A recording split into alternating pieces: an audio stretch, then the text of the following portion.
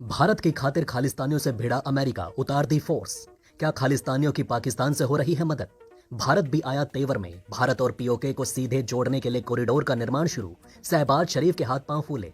PoK का मुद्दा पहुंचा यूनाइटेड नेशन। पाकिस्तान की जमकर हुई बेइज्जती। भारत की हुई बहुत बड़ी कूटनीतिक जीत। भारतीय नौसेना और डीआरडीओ की बड़ी तैयारी को देखकर चीन में हाई अलर्ट। डीआरडीओ ने तैनात किया अपनी सबसे खतरनाक मिसाइल। दोस्तों, स्वागत है आपका डी बॉक्स में। तो चलिए जानते हैं सभी खबरों को विस्तार से। दोस्तों, विदेशों में खालिस्तानियों के द्वारा किए जा रहे प्रदर्शन के चलते भारत की छवि धूमिल करने की कोशिश की जा रही है। आप वीडियो में देख सकते हैं कैसे खालिस्तानी जमकर भारतीय वाणिज्य विभाग पर बवाल काट रहे हैं।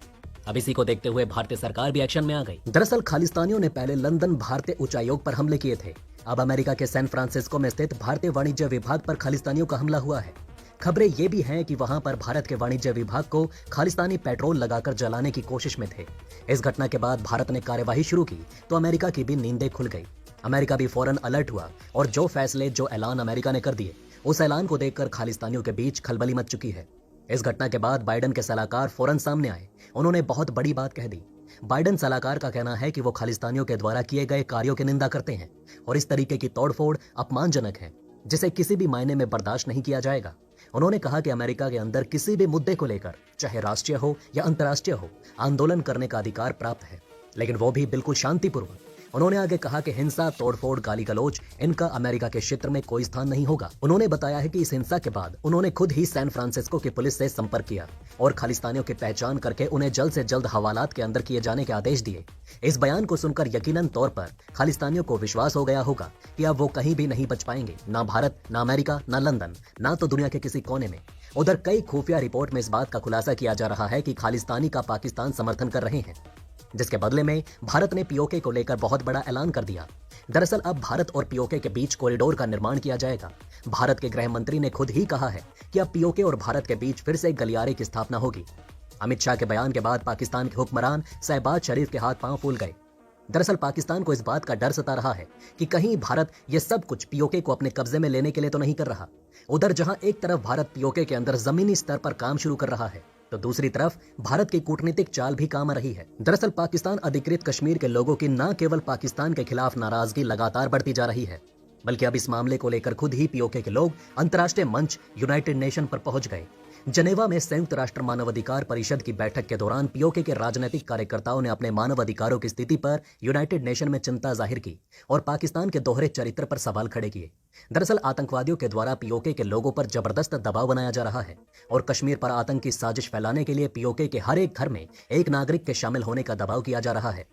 इतना ही नहीं, पीओके के लोगों ने बताया कि पीओके में मानव अधिकारों की स्थिति बिल्कुल खराब है। पाकिस्तान पूरे इलाके पर कब्जा किए हुए है और वहां पर अपने अधिकारियों की नियुक्ति करता है, जिन्हें पीओके के लोगों से कोई हमदर्दी नहीं होती। दरअसल पीओके के लोगों का इतिहास भारत से जुड़ा है।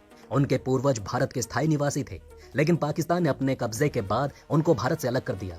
अब इसको लेकर भी यूनाइटेड नेशन के अंदर पीओके के लोगों ने पाकिस्तान पर आरोप लगाए कि पाकिस्तान धीरे धीरे पीओके की संस्कृति और इतिहास को खत्म कर रहा है।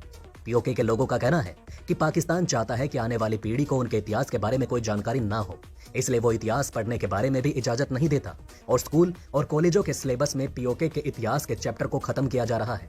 उधर पाकिस्तान के सबसे बड़े हमदर्द तुर्की, जर्मनी समेत देश पीओके में मानवाधिकार के उल्लंघन पर खामोश हो गए।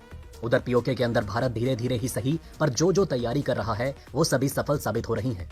पीओके के अंदर आजादी के आंदोलन की चिंगारी हर रोज बढ़ती जा रही है। वहीं पीओके का मुद्दा यूनाइटेड नेशन तक भी पहुंच चुका है और अब भारत की तैयारी है करतारपुर की तरह ही कुपवाड़ा में भी कॉरिडोर बनाया जाए, जो पीओके में शारदा पीठ मंदिर से सीधा जुड़ सके। बहरहाल दोस्तों, आपको क्या लगता है? क्या भारत की कूटनीति पीओके पर असर दिखाना शुरू कर चुकी है? कमेंट सेक्शन में जरूर बताएं। और अब आइए भारतीय डिफेंस से जुड़ी एक बहुत ही महत्वपूर्ण खबर के बारे में बताते हैं। दोस्तों, भारत के डीआरडीओ और सेना के बीच क्या कुछ चल रहा है, इसको लेकर चीन और पाकिस्तान में खलबली मचना तो बिल्कुल तय है, क्योंकि आज ही एक बार फिर से भारत ने एक ऐसा ऐलान किया है जिसने भारत विरोधी देश चीन और पाकिस्तान को मजबूरन अलर्ट होना पड़ा है। दरअसल इस महीने में तीसरी बार ऐलान किया गया कि भारत अपनी एक ताकतवर मिसाइल का परीक्षण करने जा रहा है। भारत का डीआरडीओ तो ऐसे मिसाइलों का परीक्षण करता ही रहता है, जैसे दिवाली के ऊपर बम फोड़े जाते हैं। एक परीक्षण अभी किए जाने की तैयारी हो रही होती है कि दूसरे परीक्षण को लेकर ऐलान कर दिया जाता है। उधर चीन की भी सारी तैयारियां भारत फेल कर दे रहा है। दरअसल भारत कभी भी मिसाइल के परीक्षण को लेकर एरिया अलर्ट जारी करता है तो चीन फौरन ही अपनी सैटेलाइटों को भारत के ऊपर अलर्ट कर देता है। लेकिन एक साथ दो मिसाइलों के परीक्षण का ऐलान करके भारत चीन के स्पेस विभाग में अफरा तफरी मचा देता है। चीन में इस बात की असमंजस फैल जाती है कि किस परीक्षण पर नजर रखे। अब इसी कड़ी में भारतीय नौसेना ने एक एरिया अलर्ट जारी किया, जिस क्षेत्र में किसी भी फाइटर जेट, ड्रोन या फिर कमर्शियल विमानों को गुजरने की अनुमति नहीं होगी। तो दोस्तों आइए जानते हैं भारतीय नौसेना और डीआरडीओ किस मिसाइल का परीक्षण करने जा रहे हैं और यह परीक्षण कब किया जाएगा। दरअसल दोस्तों आपको हमने अपने पहले की वीडियो में भी बताया था कि डीआरडीओ और नौसेना ने 22 मार्च से 6 अप्रैल तक के लिए एरिया अलर्ट जारी किया है, जिसके बीच किसी मिसाइल का परीक्षण किया जाना है। अभी उस नोटम के परीक्षण को लेकर कोई खबर नहीं आई, लेकिन अब दोबारा फिर से नौसेना की ओर से नया नोटम जारी किया गया। पिछली बार के नोटम में ज्यादा चीजों का खुलासा तो नहीं किया गया था, लेकिन इस बार कई चीजों को और जोड़ा गया है। आपको बता दें कि ये जो एरिया अलर्ट जारी किया गया है, ये 27 मार्च से 29 मार्च के लिए जारी किया गया है और ये बंगाल की खाड़ी में अंडमान निकोबार द्वीप समूह के पास 540 मीटर के लिए जारी किया गया है। वहीं संभावनाएं जताई जा रही हैं कि इस अलर्ट की अवधि के दौरान भारतीय नौसेना युद्धपोत से ब्रह्मोस मिसाइल का परीक्षण कर सकती है। इसकी रेंज 450 से 500 किलोमीटर के बीच होने की संभावना जताई जा रही है। दोस्तों जैसा कि आप जानते होंगे, ब्रह्मोस मिसाइल का इस्तेमाल भारत की तीनों सेनाएं कर सकती हैं। सुखोई 30 MKI लड़ाकू विमान से पहले ही ब्रह्मोस मिसाइल का परीक्षण किया जा चुका है, तो इस बार बारी है युद्धपोत के परीक्षण किए जाने की। ब्रह्मोस मिसाइल का निर्माण भारत और रूस दोनों ने मिलकर किया है, लेकिन अब ब्रह्मोस मिसाइल को आधुनिकीकरण करने के लिए भारत लगातार इसकी तकनीक पर लगातार बदलाव कर रहा है। उधर चीन को भारत की ब्रह्मोस मिसाइल से सबसे ज्यादा डर सताता है। पिछले साल भारत के अंदर मौजूद इन मिसाइलों के डाटा की जानकारी एकत्रित करने के लिए साइबर अटैक भी चीन के द्वारा किए जा चुके हैं, लेकिन चीन की हर चाल भारतीय सेना और डीआरडीओ नाकाम कर दे रहे हैं।